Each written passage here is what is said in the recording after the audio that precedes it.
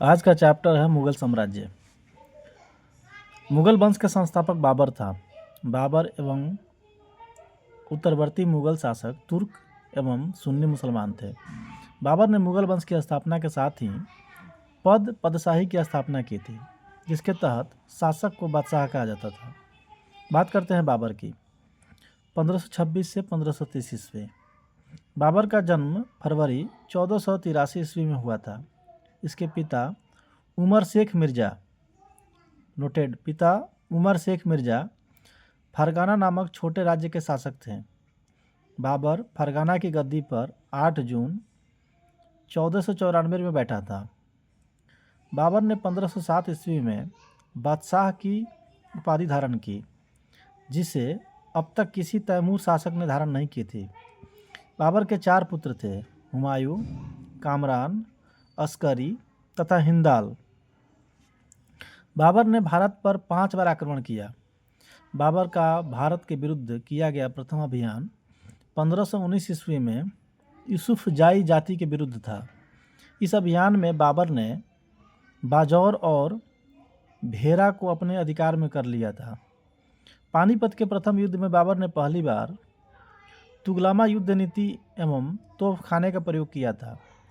उस्ताद अली एवं उस्ताद मुस्तफ़ा बाबर के 2 प्रसिद्ध निशानेबाज थे, जिसने पानीपत के प्रथम युद्ध में भाग लिया था। बात करते हैं बाबर द्वारा लड़े गए प्रमुख युद्ध। प्रथम युद्ध पानीपत का प्रथम युद्ध 21 अप्रैल 1526।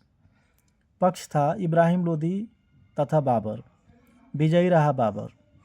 दूसरा खानवा का युद्ध 17 मार्च 1527। राणा सांगा एवं बाबर। विजयी रहा बाबर।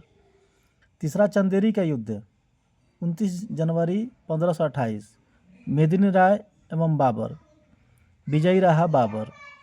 चौथा घाघरा का युद्ध 6 मई 1529। अफगान और बाबर। विजयी रहा बाबर। दोस्तों, इसका एक ट्रिक है याद करने का। बाबर पान खाया घोटा। बाबर पान पानीपत खाया खानवा चबाया बाबर पान खाया चबाया घोटा। पान खाया पानीपत, चबाया चंदेरी, पान पानीपत खाया खानवा, चबाया चंदेरी और घोटा घाघरा। इसका ट्रिक है दोस्तों, और चारों में विजयी रहा। इब्राहिम लोदी मध्यकाल का प्रथम शासक था जो युद्ध स्थल में मारा गया। इसके साथ उसका मित्र ग्वालियर के राजा विक्रमजीत भी युद्ध स्थल में मारा गया। हुमायूं ने कोहिनूर हीरा ग्वालियर के दिग्वंत राजा विक्रमजीत के परिवार से प्राप्त किया था। बाबर को अपनी उदारता के लिए कलंदर की उपाधि दी गई थी। खानवा युद्ध में बाबर ने राणा सांगा के खिलाफ जिहाद का नारा दिया। युद्ध में विजयी के बाद गाजी की उपाधि धारण की। कौन? बाबर। 30 जनवरी 1528 ईस्वी को जहर दे देने के कारण राणा सांगा की मृत्यु हो गई। बाबर ने बंगाल के शासक नुसरत शाह के साथ 6 मई 1529 को एक दूसरे की संप्रभुता का सम्मान करने का वादा करते हुए एक संधि की, जिसके अनुसार नुसरत शाह ने अफगान विद्रोहियों को शरण न देने का वचन दिया। करीब 48 वर्ष की आयु में 26 दिसंबर 1530 ईस्वी को आगरा में बाबर की मृत्यु हो गई।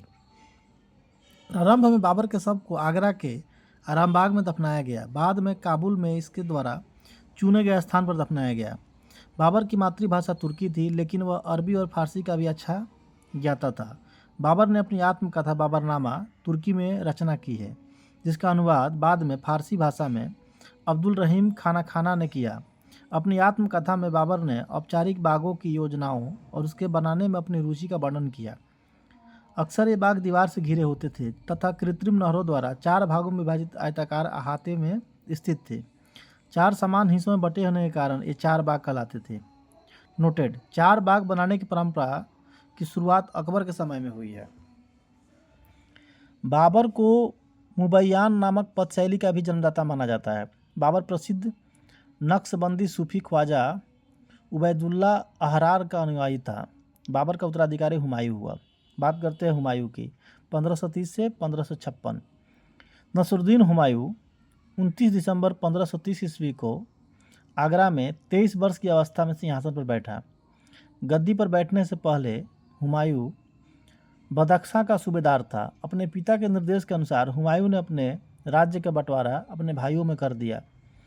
इसने कामरान को काबुल और कंधार, मिर्जा अस्करी को संभल, मिर्जा हिंदाल को अलवर एवं मेवाड़ की जागीरें दी। अपने चचेरे भाई सुलेमान को भी इसने बदख्शा प्रदेश का बना दिया, वहाँ का बादशाह बनाया। 1533 ईस्वी में हुमायूं ने दीन पनाह नामक नए नगर की स्थापना की थी। चौसा का युद्ध। 25 जून 1539 ईस्वी में शेर खां एवं हुमायूं के बीच चौसा का युद्ध हुआ। इस युद्ध में शेर खां विजयी रहा। इसी युद्ध के बाद शेर खां ने शेर शाह की पदवी ग्रहण कर ली थी।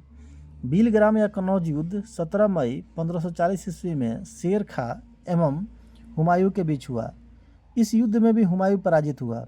शेर खां ने आसानी से आगरा एवं दिल्ली पर कब्जा कर लिया। बीलग्राम युद्ध के बाद हुमायूं सिंध चला गया, जहां उसने 15 वर्षों तक घुमक्कड़ों जैसा निर्वासित जीवन व्यतीत किया।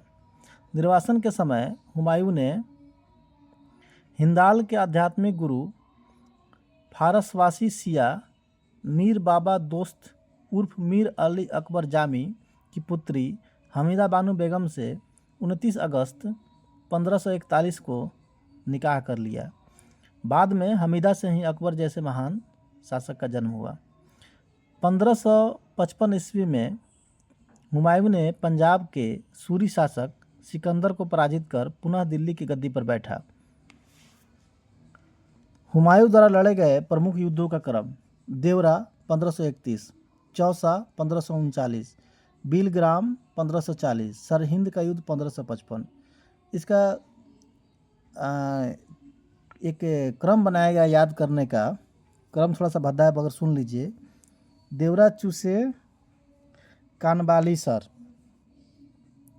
देवरा मतलब देवरा है, चूसे मतलब चौसा, कानबाली मतलब बीलग्राम को ही कन्नौज भी बोलते हैं, इसलिए कानबाली हो गया। कान से कन्नौज और बीलग्राम। सर मतलब सरहिंद। 1 जनवरी 1556 को दीन पनाह के भवन में उसके पुस्तकालय में उसके सीढ़ियों से गिरने से हुमायूं की मौत हो गई। हुमायूं के बारे में इतिहासकार लेनपुल ने कहा है कि हुमायूं गिरते पड़ते इस जीवन से मुक्त हो गया, ठीक उसी तरह जिस तरह तमाम जिंदगी वह गिरते पड़ते चलता रहा था। हुमायूंनामा की रचना गुलबदम बेगम ने की थी। हुमायूं ज्योतिष में विश्वास करता था, इसलिए इसने सप्ताह के 7 दिन 7 रंग के कपड़े पहनने का नियम बनाए थे। जय हिंद दोस्तों। अगर वीडियो अच्छा लग रहा है तो इसे शेयर करें प्लीज़। आप मेरे चैनल से जुड़ के अपनी तैयारी कर सकते हैं। ये छोटा प्रयास आपके जीवन में बहुत सारा उभार लाएगा। दोस्तों, ये कंपटीशनल व्यू से बहुत महत्वपूर्ण है। आज भी काफ़ी सारे क्वेश्चन मुगल साम्राज्य से पूछे जाते हैं। सरकार भले कहती है हम सिलेबस से आउट कर देंगे, लेकिन एग्जाम में इसको आउट नहीं कर सकते हैं। चलिए दोस्तों, बाय, जय हिंद।